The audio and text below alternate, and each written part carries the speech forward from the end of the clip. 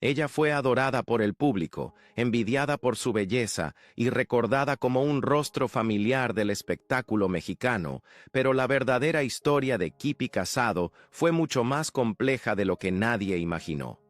Detrás de los rumores sobre su origen, los papeles glamorosos y la vida familiar aparentemente perfecta, hubo secretos que permanecieron ocultos hasta el final.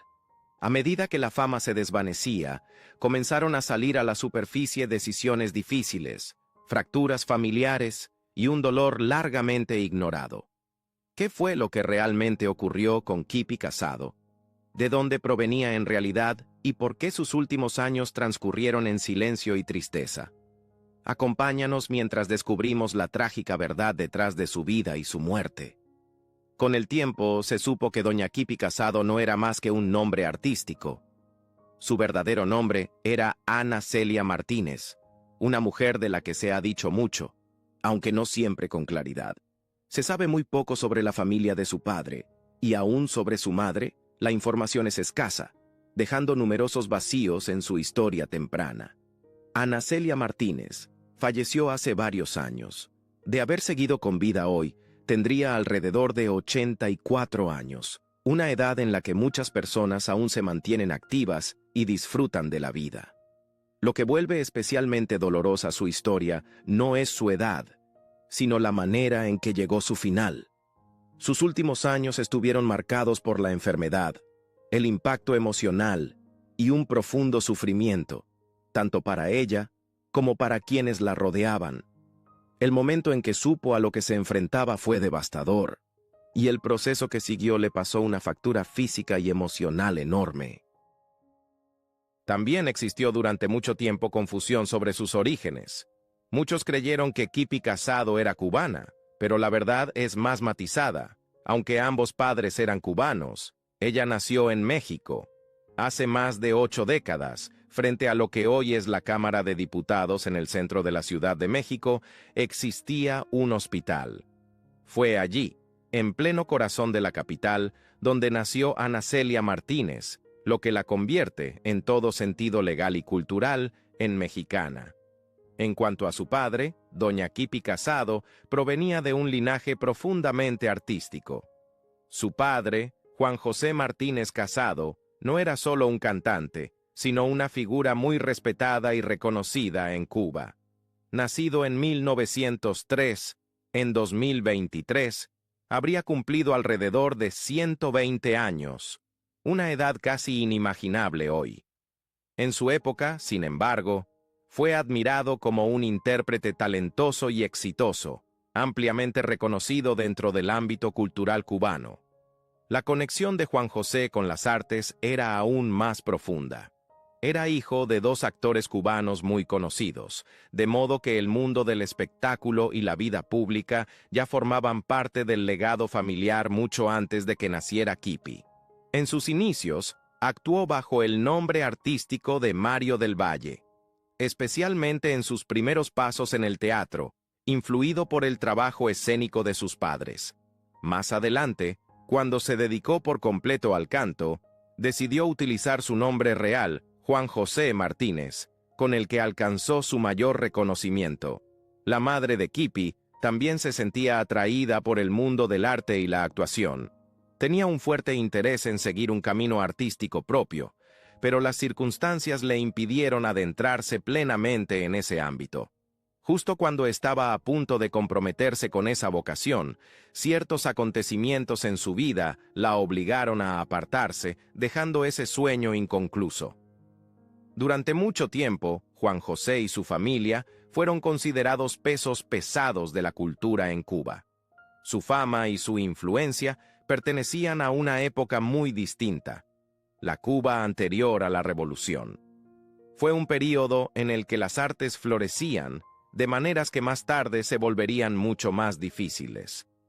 La historia señala que, tras la llegada al poder de Fidel Castro, la vida cambió drásticamente para muchos artistas y familias como la suya. La Cuba que conocían desapareció, reemplazada por una realidad mucho más restrictiva, algo de lo que muchos cubanos han hablado abiertamente con el paso de los años. En aquellos años, Mucho antes de que la televisión dominara el entretenimiento, las compañías teatrales itinerantes gozaban de enorme popularidad. No se trataba de grandes teatros permanentes, sino de grupos ambulantes que viajaban de ciudad en ciudad, presentándose bajo carpas o escenarios temporales. Esta tradición existía en toda América Latina e incluso en partes de Europa. Una de las figuras más poderosas de ese mundo fue doña Esperanza Iris, legendaria actriz y empresaria teatral itinerante. Más tarde adquirió el teatro que hoy lleva su nombre, el Teatro Esperanza Iris, también conocido como el Teatro de la Ciudad de México, uno de los recintos más bellos y mejor conservados que aún existen. Durante una de sus giras por Cuba, Esperanza Iris conoció a Juan José Martínez. Impresionado por su trabajo y su prestigio, él le pidió una oportunidad laboral. Ella aceptó, pero con una advertencia muy clara. Su compañía recorría incansablemente toda América Latina, a veces durante 6 meses o más, sin regresar. Si se unía al grupo, no habría marcha atrás a mitad del camino. Juan José aceptó sin dudarlo, y desde ese momento pasó a formar parte de su troupe itinerante. La vida en la carretera era intensa y transformadora. Muchos artistas pasaban años viajando de un país a otro, y era común que las familias se formaran durante esas giras. Algunos intérpretes se casaban en el camino.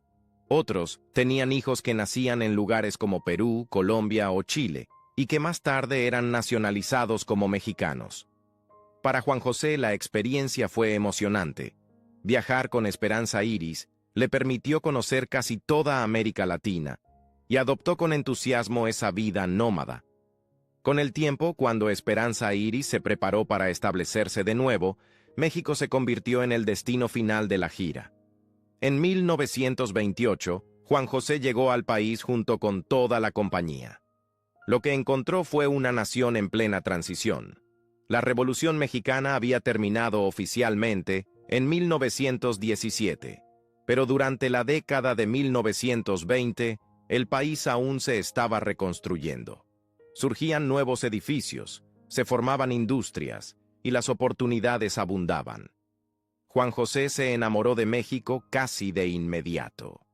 Solía decir que jamás imaginó que el país fuera tan hermoso ni tan lleno de promesas. Con trabajo estable y una industria cinematográfica en crecimiento, decidió que no regresaría nunca a Cuba. En ese momento, el cine mexicano atravesaba un cambio crucial, la transición del cine mudo al cine sonoro. Juan José llegó justo en medio de esa transformación. Mientras buscaba trabajo, se involucró con muchos de los pioneros del cine sonoro en México. Aunque era conocido principalmente como cantante, dio el salto a la actuación cinematográfica con naturalidad y construyó una carrera notable.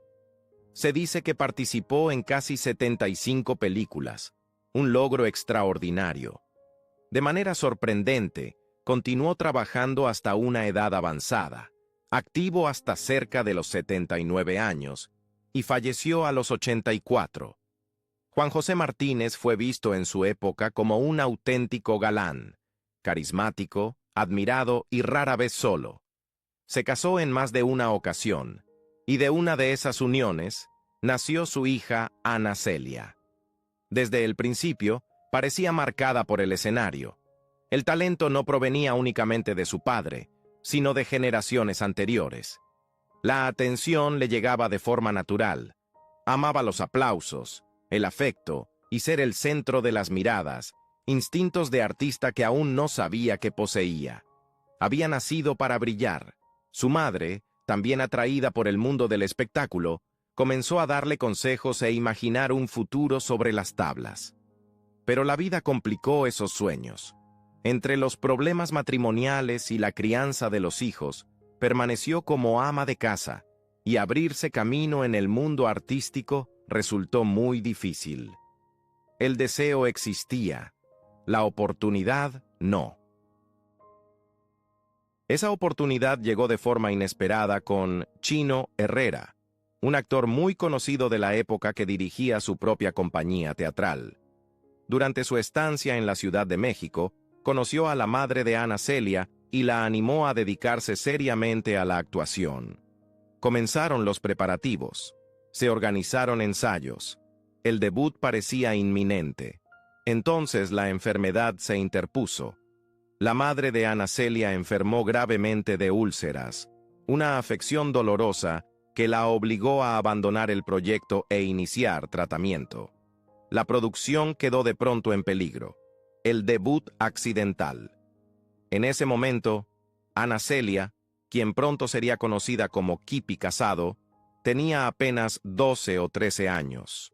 Pero no parecía una niña. Ya se arreglaba con cuidado, usaba maquillaje y mostraba seguridad y conciencia de sí misma. Había pasado incontables horas acompañando a su madre a los ensayos y se sabía la obra de memoria. Ante la crisis, Chino Herrera se fijó en ella. La observó caminar, hablar, actuar. Kipi no dudó. Le dijo con total claridad que conocía el papel. Cuando le preguntaron si podía sustituirla, aceptó sin miedo. Si no había otra opción, ella lo haría. Así fue su debut, casi por accidente y a una edad demasiado temprana. Pero en cuanto pisó el escenario, algo encajó. No era una prueba, era un regreso a casa. Kipi Casado había encontrado su lugar, y lo supo de inmediato. Desde ese momento, aunque todavía era una niña, Kipi Casado sintió una atracción innegable hacia el escenario. Comprendía a su padre mejor que nadie. Él era actor de cine y de teatro, y ese mundo ya le resultaba familiar, casi inevitable. Actuar la hacía feliz. Su verdadero debut ni siquiera ocurrió en México, sino en Venezuela, donde finalmente pisó un escenario y confirmó lo que ya intuía por dentro. Ese era su lugar. Era muy joven, pero su carrera empezó a avanzar con rapidez. Mientras su madre observaba desde un segundo plano, quedó claro que el reflector que alguna vez estuvo destinado para ella había pasado de forma natural a su hija. Kipi creció deprisa, tanto profesional como personalmente. Al regresar de Venezuela, comenzó a trabajar junto a comediantes muy conocidos de la época y entró al circuito del espectáculo con sorprendente facilidad. A los 14 años, sin embargo, su vida dio un giro brusco.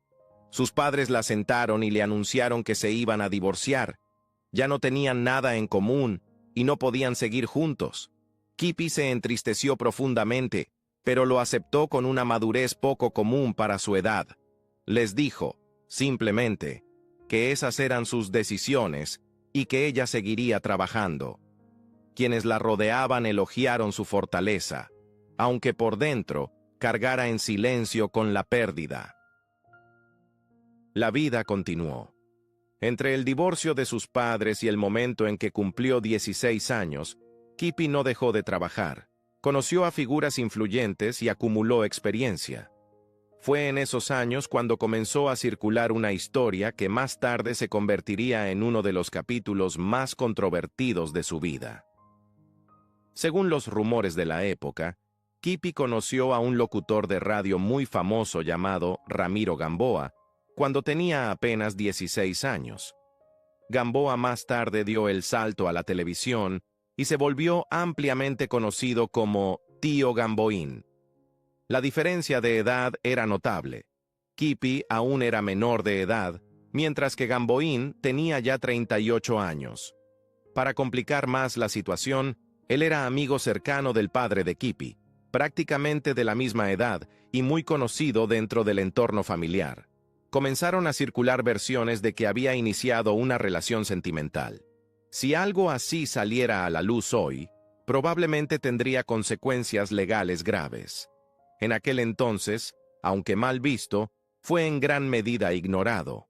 En lo profesional, la relación parecía beneficiar a Kipi, ya que Gamboa le abrió algunas puertas en los medios.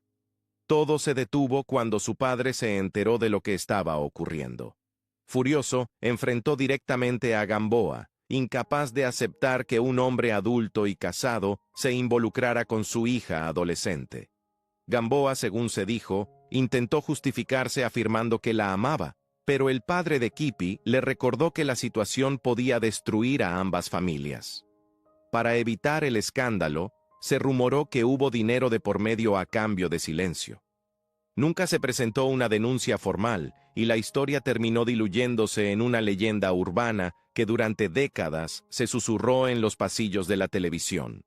Tras cerrar ese capítulo, Kipi siguió adelante. Más tarde conoció a Sergio Peña, un productor de televisión cubano, mayor que ella pero soltero. Peña era un hombre muy respetado y sumamente exitoso. En su trayectoria figuraban programas icónicos de radio y televisión como La Tremenda Corte, Los Supergenios de la Mesa Cuadrada, donde Roberto Gómez Bolaños comenzó a ganar notoriedad, Sube Pelayo y El Gran Circo de Capulina. Esta vez, su padre dio su aprobación. Sergio no tenía compromisos que interfirieran y, con el tiempo, Kipi se casó con él. Juntos tuvieron 5 hijos. Con el respaldo de su esposo, su carrera floreció. Se consolidó como una destacada conductora de televisión y más tarde participó en el cine. Aunque sus películas no fueron consideradas obras maestras, sí tuvieron éxito comercial y ayudaron a afianzar su lugar en la industria. Kipi se volvió muy cercana a la familia de Capulina, trabajó junto a sus propios hijos y siguió siendo admirada por su belleza y disciplina. Muchos hombres la pretendieron, entre ellos Mauricio Garcés, pero ella permaneció fiel a su esposo y a su familia. Con el tiempo, Garcés terminó siendo más un amigo que un pretendiente. Para la década de 1980, Kipi Casado ya se había consolidado como una de las conductoras de televisión más reconocibles de su época. Encabezó varios programas populares, principalmente concursos y formatos de variedades, que obtuvieron muy buenos niveles de audiencia. Al igual que Talina Fernández, con quien solía ser comparada, Kipi combinaba elegancia, cercanía y una fuerte presencia en pantalla. La mayoría de los programas que condujo fueron producidos por su esposo, Sergio Peña, una sociedad que marcó tanto su éxito profesional como su imagen pública. Para 1987, Kipi Casado ya se había convertido en un nombre familiar en todo México, en gran medida gracias a un proyecto televisivo producido por su esposo, Sergio Peña, La Hora del Gane. El programa comenzó de manera modesta como una emisión local en Guadalajara, transmitida únicamente por Televisa Guadalajara, pero rápidamente destacó. Kipi conducía el programa junto a sus hijos, Juan José y Albi, quienes estaban especialmente unidos a ella y se desenvolvían con naturalidad frente a las cámaras. El programa estaba lleno de elementos memorables que cautivaron al público. Estaba el famoso hombre del moño, personajes coloridos y hasta un pequeño pájaro que predecía qué premio ganaría un concursante. Muchos espectadores aún recuerdan la emoción del duende escondido entre el público. Quien lo encontraba se llevaba un gran premio. Poco a poco, La Hora del Gane se convirtió en un fenómeno. Los anunciantes hacían fila, ansiosos porque sus marcas fueran mencionadas en el programa de Kipi. El éxito fue tan abrumador en Guadalajara que Emilio el Tigre Azcárraga tomó nota. Según se cuenta, se preguntó por qué el público estaba sintonizando Televisa Guadalajara en lugar del canal nacional.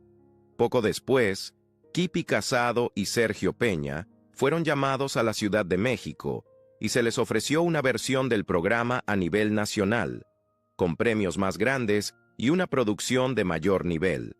A partir de ese momento, La Hora del Gane se transmitió en todo el país y Kipi pasó a ser conocida como la Dama de la Televisión. Su popularidad se disparó. Los personajes del programa se volvieron famosos, sus hijos eran reconocibles al instante y Kipi era, sin discusión, la gran estrella. Al público le encantaba su estilo natural, cálido y enérgico como conductora. Las familias se reunían frente al televisor solo para verla. Al mismo tiempo, ella continuaba actuando en cine, incluyendo populares películas de ficheras, e incluso compartió pantalla con figuras como Lin May. Estaba en todas partes, en la televisión, en el cine y en la radio, en el punto más alto de su visibilidad.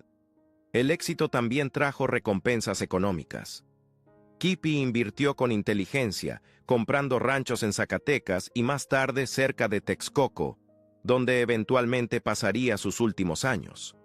Pero a comienzos de la década de 1990, empezaron a aparecer las grietas. Su imagen estaba sobreexpuesta y el público comenzó poco a poco a cansarse. Kipi misma parecía agotada y las ofertas de trabajo empezaron a disminuir. Entonces llegó un golpe decisivo. Alrededor de 1992, Televisa lanzó ECO, un nuevo concepto informativo a nivel nacional creado por Emilio Azcárraga Milmo. Para darle espacio, varios programas, algunos de ellos muy exitosos, salieron del aire. Entre ellos estaba La Hora del Gane. De la noche a la mañana, el programa que había definido la carrera de Kipi Casado desapareció. La cancelación fue devastadora. Tanto Kipi como su esposo, Sergio Peña, se encontraron de pronto sin trabajo. Lo que había sido un éxito imparable se desvaneció rápidamente, marcando el inicio de una etapa más silenciosa e incierta en la vida de Kipi Casado. Hacia 1993, la televisión mexicana atravesaba una gran transición. El gobierno otorgó la concesión de lo que más tarde se convertiría en TV Azteca, entonces conocido simplemente como Canal 13. Para ese momento, Kipi Casado llevaba alrededor de 2 años alejada de la televisión. Seguía casada con el productor Sergio Peña, quien también se había retirado del trabajo público, mientras ambos se tomaban un respiro. Cuando la nueva televisora comenzó a formar su programación, los ejecutivos decidieron atraer a figuras conocidas de Televisa para darle credibilidad inmediata al canal. Sergio Peña fue contactado con la propuesta de revivir La Hora del Gane, esta vez bajo otro nombre y con una imagen distinta para evitar problemas de derechos. Cuando Sergio le compartió la oferta a Kipi, su respuesta fue tajante. Se negó. Sentía una profunda lealtad hacia Televisa, la empresa que le había dado todo. Irse a la competencia le parecía para ella una traición. Sergio intentó hacerla entrar en razón. El trabajo escaseaba, hacía falta dinero. Pero Kipi no cambió de opinión. El tiempo pasó, y Sergio comenzó a pensar de otra manera. Finalmente, se acercó a Ricardo Salinas Pliego con una nueva idea. Propuso crear un concurso similar en espíritu a La Hora del Gane, pero sin Kipi. En su lugar, el protagonismo recaería en sus hijos, Juan José Peña y Albi Casado. Sergio prometió que sería un éxito, y la televisora aceptó. Lo que más necesitaban era contenido, y Sergio sabía exactamente cómo entregarlo. Mientras este nuevo proyecto tomaba forma, Kipi se encontró enfrentando algo mucho más personal. Al mirarse al espejo, ya no podía ignorar el paso del tiempo. Animada por otras personas, decidió someterse a una cirugía estética para recuperar la confianza. Trágicamente, el procedimiento fue realizado por el tristemente célebre Doctor del Villar, un hombre que más tarde sería expuesto por cirugías mal hechas que arruinaron muchas vidas. La operación salió mal. Kipi quedó devastada por los resultados y cualquier deseo que aún tuviera de regresar a la televisión desapareció. Ya no se reconocía a sí misma y no quería que nadie la viera. Mientras tanto, Sergio lanzó el nuevo programa de TV Azteca, A Todo Dar. Sobre el papel era modesto, premios pequeños, producción sencilla, nada ostentoso, pero el momento fue perfecto. El público estaba cansado del dominio de Televisa y sentía curiosidad por algo nuevo. Juan José Peña y Albi Casado aportaron frescura, carisma y autenticidad. Los espectadores conectaron con ellos de inmediato. Los ratings subieron, llegaron los patrocinadores y, de pronto, A Todo Dar se convirtió en uno de los primeros grandes éxitos de TV Azteca. Televisa no tardó en darse cuenta. Comprendieron que los hijos de Kipi Casado, antes parte de su propia familia televisiva, ahora les estaban arrebatando audiencia y anunciantes. Hubo intentos por atraer de vuelta a los jóvenes conductores, pero Ricardo Salinas se negó. El programa se había convertido en un buque insignia del nuevo canal. Juan José, en particular, destacó. No era el típico galán de telenovela, pero el público lo adoraba. Se ganó el apodo de El Galán del Barrio, cercano, familiar y encantador de una manera auténtica. A medida que crecía su popularidad, adolescentes de todo el país comenzaron a enamorarse de él. Aprovechando el momento, su padre, Sergio Peña, tuvo una idea: convertir a Juan José en bailarín. Todo empezó con una coreografía divertida llamada La Pelusa, un baile sencillo y pegajoso que invitaba a todos en casa a participar. Pero fue el meneíto lo que lo cambió todo. Los movimientos seguros y rítmicos de Juan José, mano en la cadera, el cuerpo balanceándose con soltura, cautivaron al público. La reacción fue inmediata. A la gente le encantó su encanto natural y pronto se convirtió en un auténtico ídolo juvenil. Incluso lanzó un disco, consolidando aún más su estatus de estrella en ascenso. Televisa, sin embargo, se dio cuenta rápidamente de que estaba perdiendo terreno. Juan José y su hermano Albi les estaban robando audiencia, y la empresa respondió con fuerza. Para recuperar los ratings, Televisa lanzó una contraofensiva trayendo a grandes figuras: Paco Stanley, junto a Gaby Ruffo. Su nuevo programa, Llévatelo, llegó con mayores presupuestos, escenografías más vistosas, premios de lujo y concursos espectaculares. Fue una auténtica guerra de ratings. Durante un tiempo, Paco y Gaby lograron recuperar al público, pero Juan José y Albi ya habían demostrado ser una competencia seria, empujando a Televisa como no lo había hecho nadie en años. Mientras sus hijos libraban esa batalla en pantalla, Kipi Casado se alejaba en silencio. Tras las cirugías fallidas y años de desgaste emocional, ya no se sentía capaz de regresar a la televisión.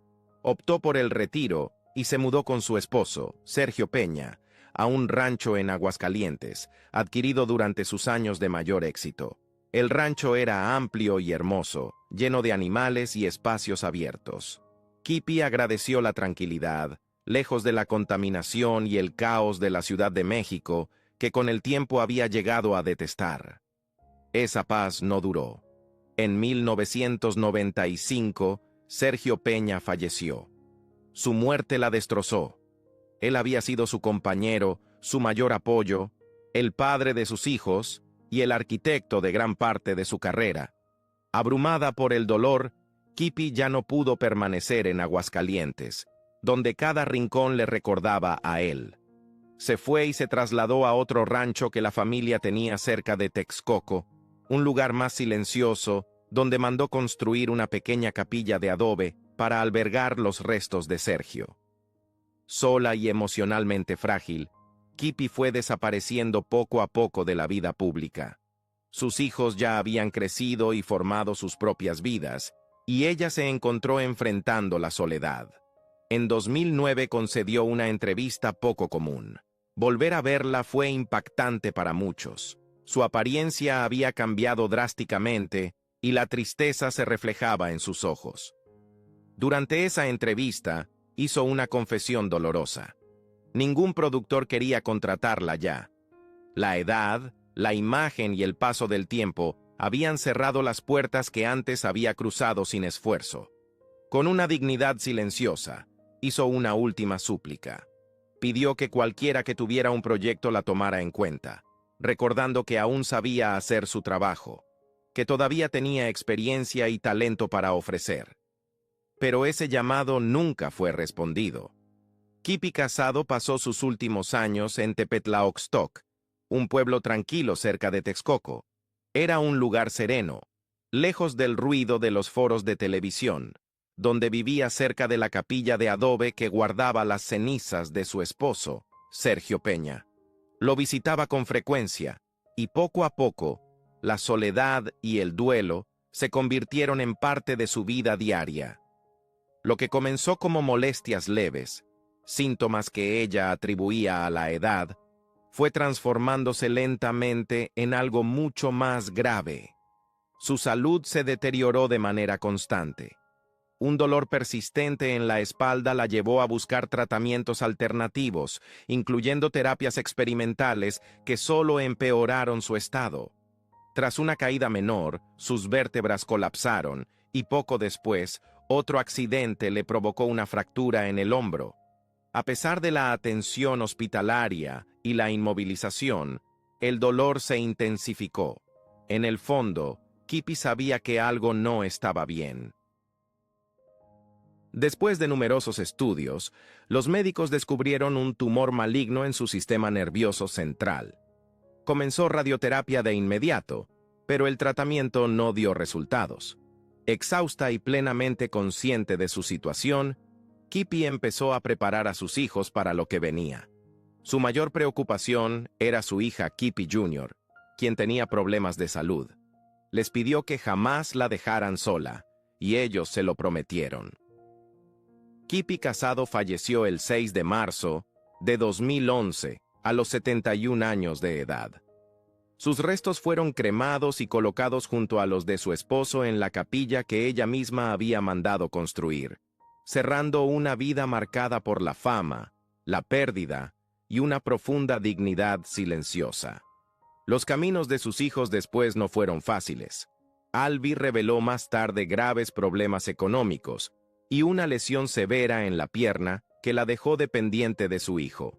Juan José, alguna vez una sensación televisiva, también enfrentó duros golpes tras una cirugía estética mal realizada que estuvo a punto de costarle la nariz.